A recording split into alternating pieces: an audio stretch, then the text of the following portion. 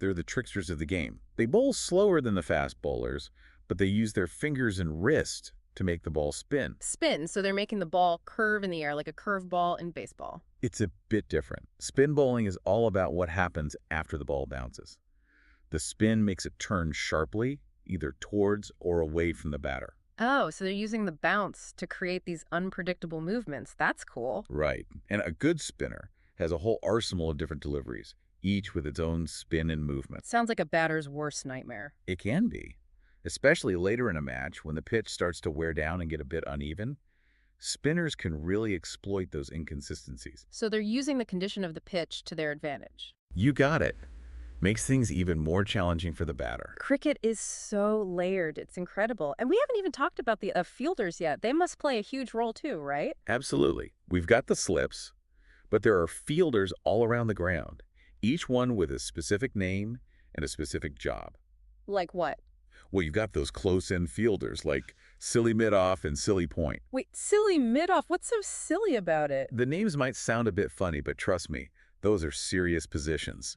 Those fielders are standing incredibly close to the batter, so they need nerves of steel and lightning reflexes. They're right in the line of fire. Exactly. And then you've got the outfielders patrolling the boundary and trying to save runs. So it's kind of like baseball in a way. Infielders and outfielders covering different areas. Kind of, but the way they move and react is very different.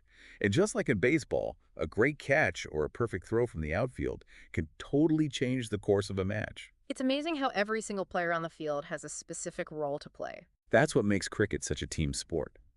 It's not just about the individual battles, it's about everyone working together to achieve a common goal. I love that. It's like a symphony of skill, strategy, and teamwork all happening on this one field.